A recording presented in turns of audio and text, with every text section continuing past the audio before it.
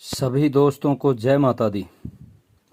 दोस्तों, आज हम बात करेंगे कि जो लोग भगताई सीखकर या शाणपत सीखकर लोगों का भला करते हैं वो तो ठीक है, लेकिन जो लोग ये सेवा का काम सीखकर लोगों का बुरा करते हैं या उनका अहित करते हैं उसका तो बुरा ही होता है। तभी तो कहते हैं अंत भले का भला और अंत बुरे का बुरा। अगर इंसान अपनी घर की पावर के साथ या पैसे के बलबूते पर किसी का बुरा करता है तो समाज उसको रोकने की कोशिश कर सकता है, लेकिन अगर कोई गुप्ती मार करता है या कहिए पीछे से वार करता है, वह इंसान आस्तिक होकर भी नास्तिक प्रवृत्ति का होता है। कई बार कहते हैं स्वर्ग किसने देखा है, नरक किसने देखा है, जो कुछ है आज है, जैसा भी है आज है, उसका आनंद उठा लो। उसके लिए वो किसी का बुरा करने में भी नहीं हिचकते। लेकिन ये सच्चाई है, भगवान के घर देर है अंधेर नहीं। जब भगवान का थप्पड़ लगता है वो सोचने पर मजबूर कर देता है, सोचने का समय भी नहीं देता। ऐसे लोग घुट घुट कर मरने पर मजबूर हो जाते हैं। वो अपनी मजबूरी किसी के सामने शेयर भी नहीं कर सकते। विशेष भगताई सीखकर जब किसी का बुरा करते हैं या किसी में घायल घालते हैं या उसके किसी आदमी के साथ मिलकर उसके काम को बांध देते हैं या उस पर उच्चाटन क्रिया कर देते हैं या उस पर अपना वशीकरण का जादू चलाकर उसे अपने वशीभूत कर लेते हैं। लेकिन एक बात समझ नहीं आती, जिन शक्तियों को सिद्ध करके वो किसी का बुरा करते हैं, अगर उन शक्तियों से किसी का भला करें तो ऐसे भक्तों की मुक्ति निश्चित है। लेकिन वो ऐसा नहीं करते। ऐसे लोगों को नरक में भी जगह नहीं मिलती। जरा से लालच के लिए वो कितना भी गलत कार्य कर जाते हैं। होली और दीपावली पर तो बिल्कुल गजब हो जाता है।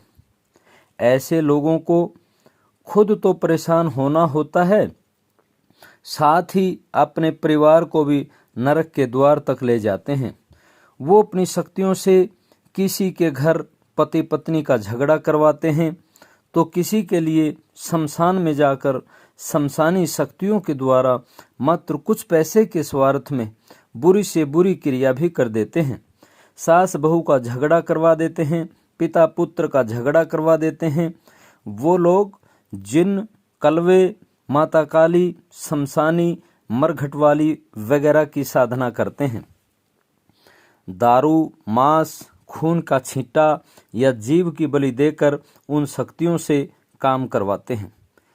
कई बार जब कोई जवान उम्र में मर जाता है, ये उसे सेव ही लेते हैं और गलत कार्य करवाते हैं।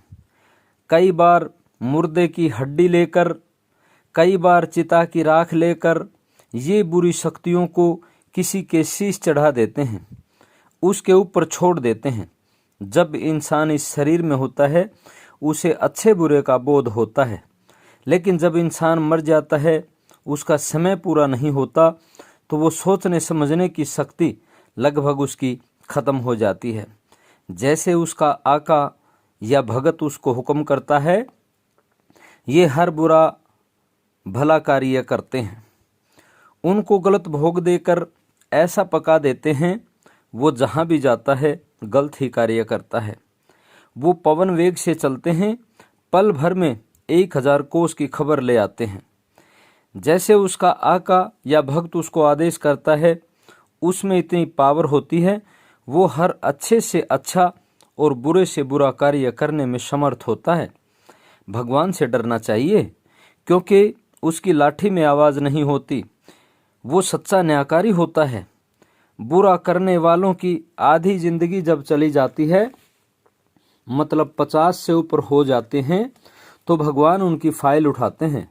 कई बार जब उनके घर में पोता वगैरह होता है, वो शरीर से अपाहिज होता है या वो मर जाता है, उसके सामने ही पत्नी मर सकती है, उसके सामने उसका बेटा मर सकता है या उसकी पुत्र वधू भी मर सकती है, या ऐसी भयंकर बीमारी पल्ले पड़ जाती है जितना कमाया होता है वो ब्याज समेत डॉक्टरों को देना पड़ जाता है। ये सिद्ध की हुई शक्तियां किसी की नहीं होती, दाव लगते ही भगत को भी लपेट देती हैं। जब तक उन्हें खाने को मिलता है ठीक है, वरना हार्ट अटैक, बवासीर, पथरी, टीबी, कोढ़, शुगर, कैंसर, किडनी खराब, लीवर खराब या लकवा जैसी बीमारी के रूप में वही शक्तियां उस पर अटैक कर जाती हैं। कई बार उनकी वजह से उसकी मौत भी हो जाती है। तो जाग जाइए, क्योंकि ये तांत्रिक का रास्ता तलवार की धार पे चलने के समान होता है। जरा सी ऊक चूक हुई, आदमी को अपनी जिंदगी से भी हाथ धोना पड़ सकता है, क्योंकि जो शक्तियां बुरा करती हैं वो किसी की नहीं होती। दूसरे शब्दों में कहूं, थोड़ी सी ख्याति प्राप्त करने के लिए लोग उल्ट पुल्ट कार्य करते हैं, लेकिन अगर जिंदगी को स्वर्ग बनाना है तो शक्तियों को सात्विक भोग पर चलाइए, मीठे पर चलाइए, तभी जिंदगी में मिठास आएगा। किसी से पैसा, जमीन जायदाद ले लेना कोई बड़ी बात नहीं, पर फ्री की दुआएं लेना बड़ा ही मुश्किल कार्य होता है। ये शक्ति भी सेवादार का भाव देखती है कि उसकी भावना कैसी है। तभी तो कहा है, भावना में भाव ना हो तो भावना बेकार है। अगर भावना में जरा सा भी भाव हो तो भव से बेड़ा पार है। इसलिए अगर मुक्ति चाहिए तो किसी का बुरा मत करिए। अगर किसी का बुरा करोगे तो भगवान के इंसाफ की तलवार सिर पर लटक रही है। एक बात और, जो लोग तांत्रिक होते हैं, लोग बताते हैं कि मरने के बाद उनकी बड़ी दुर्दशा होती है। जैसा काम भोग देकर वो शक्तियों से कराते हैं, वैसा ही उनके साथ भी होता है।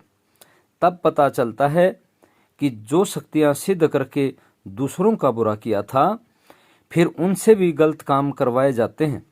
अतः शक्तियों को सिद्ध करके परमार्थ के रास्ते पर काम करिए, तभी धर्म आपकी रक्षा करेगा, वरना अंत समय भी आपका कोई साथी नहीं हो सकता। भगत का मतलब भगवान को खुश करने वाला होता है। भूतों को खुश करने वाला, उनसे गलत कार्य करवाने वाला कभी भगत नहीं हो सकता। भगवान और भगत का रिश्ता अटूट होता है, भूत और भगत का रिश्ता मतलबी होता है।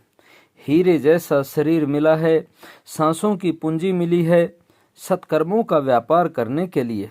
अतः तांत्रिक नहीं, भगत बनिए। अगर तांत्रिक भगत बनोगे तो वो गलत होगा, क्योंकि अब तो लोग उन्हें भगत जी कहते हैं। फिर समय गुजरने पर वह भगत जी नहीं रहता, वह भुगत जी हो जाता है, और बची हुई सारी उम्र उसे यूं ही भुगतना पड़ता है। उसका हश्र बहुत बुरा होता है। आज की वीडियो में बस इतना ही। वीडियो कैसी लगी?